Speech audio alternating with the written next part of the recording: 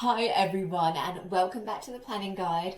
I'm your guide Claire to help you plan for a smoother life, and in today's video we are talking everything park bag and what you need to pack to have an awesome day at Disneyland Paris.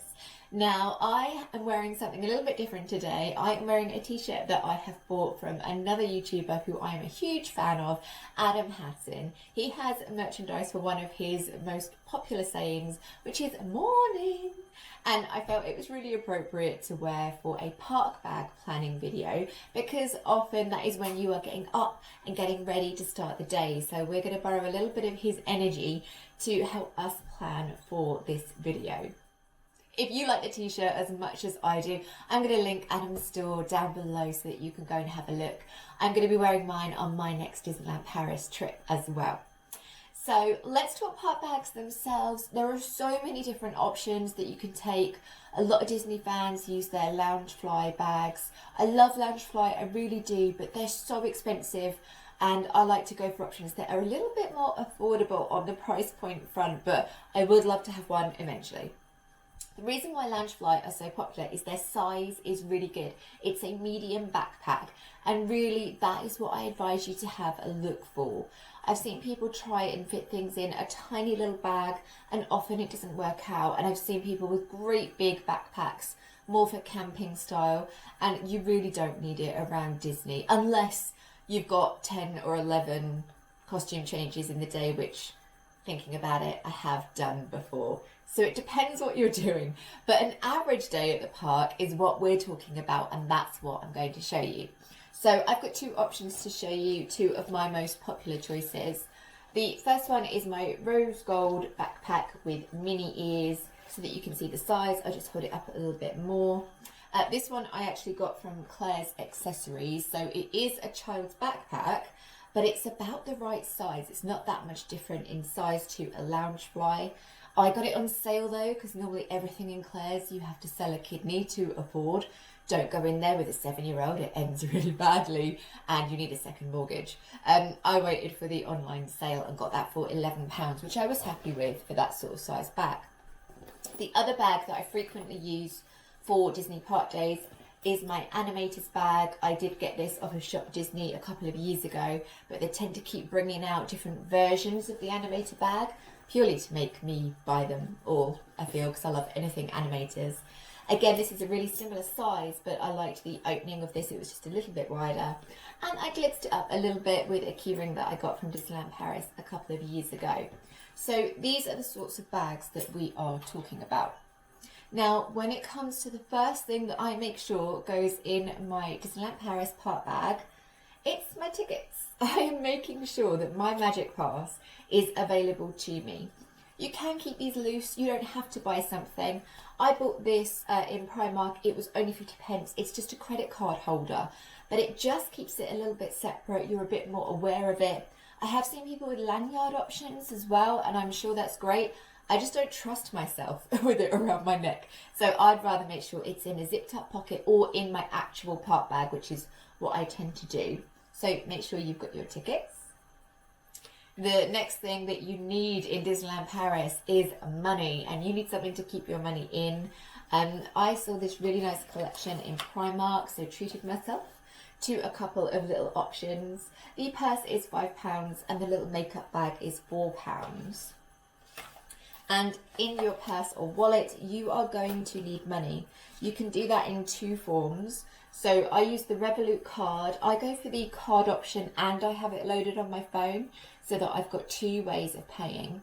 If you haven't heard of this before, it's basically like loading a card with money. So you can preload it, almost like a gift card, but you can do that via your own current account. So you're just passing money across.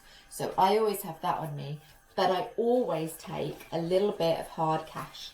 So euros are definitely still a thing over in Disneyland Paris. Not always. A lot of places now are ensuring you use card. However, I've been to Disney when their power went down. That meant no card readers available, but they could still take cash. Ever since then, I have always made sure I've had just a little bit of cash on me for emergencies. You can budget that you won't spend it, that it's just your emergency money, and you can change it back when you get home. But I like to have that on. So, money and tickets, done. They're in your park bag. Next, let's go to that little makeup bag. I use this for all of my medical supplies. I suggest you keep things in here like plasters for blisters if you think you're going to have a problem with your feet. I keep a little hairbrush. Hand sanitizer. I think this is just a thing now that's going to be in our lives for a long, long time. I prefer to have my own version with me in case you can get some places in theme parks and they're that really awful runny sticky version and I just don't like it, so I use my own. On that note, a little packet, a small one of wet wipes. I tend to take a bigger packet with me in my normal bag that I've got in my hotel room, and I load up my smaller packet with about 10 to use in a day. I would also put in a couple of bits like some painkillers in case anyone gets headaches during the trip. I have seen people also pack Imodium in your park bag. I'm not planning that I'm going to need that, but it would be in my bag in the hotel room whenever I'm on any sort of holiday.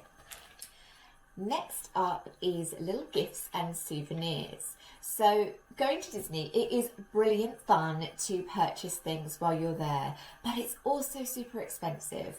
So sometimes I like to have a couple of little things in my bag that I'm able to give to people in my party that I'm with as a nice little treat without breaking the bank. They're also a great distractor if someone's getting a little bit grumpy in a queue line and you need something to cheer them up, or they've done something really well, or they waited in a queue really well and you want to reward them.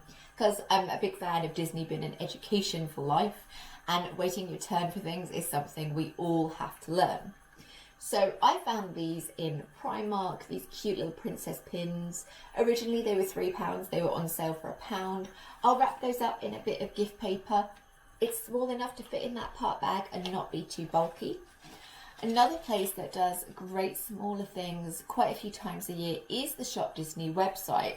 So at the moment, they've still got on their princess necklaces. This one is the Rapunzel one, and it's currently up for £2.50. Often they will have a few little bits between £2 and £4. I think they're a good little thing to have as that reward. So next up is a water bottle of any description. This has got to be personal to you, whatever one you like. I go for a rose gold one because I want it to match my park bag, and I've gone for one that isn't too big to take up too much room, and I went for one that's got a really good sealable lid because I don't want that spilling during the day. So I will have that with me. If I was concerned about it spilling, however, I might want to use the next thing that I always make sure, which is a Ziploc bag. No, I do not take the entire packet of Ziploc bags. I'm going to show you. I would only take 2 or 3 of the medium size. You would fit your bottle in there, or you might fit a leftover bit of snack. If you've gone for the giant Mickey cookie from Cable Cart Bakery on Main Street, all credit to you if you can finish it in one go. I know I can't, I know my daughter can't, so I have a couple of these little bags to keep any excess snack that I'm not throwing it away. It's Disney, I've paid for it, I'm going to have it, but I'll probably just have it a little bit later. And a few of those bags are just great to keep on you. The next things depend on time of year for when you're going. If you are going in the summer months, brilliant, but please make sure you've got something just to cover your head or your little one's heads. If you're out waiting for the parade, remember the parade might be 20 minutes or half an hour, but if you were out there for half an hour guarding your spot, an hour in the sun without any protection isn't great and you're going to get very dehydrated. So having a hat and having sun cream in your park bag just to top up is essential. My next Disney trip is in winter, so as I'm getting ready, I've got gloves ready and I've got my hat ready.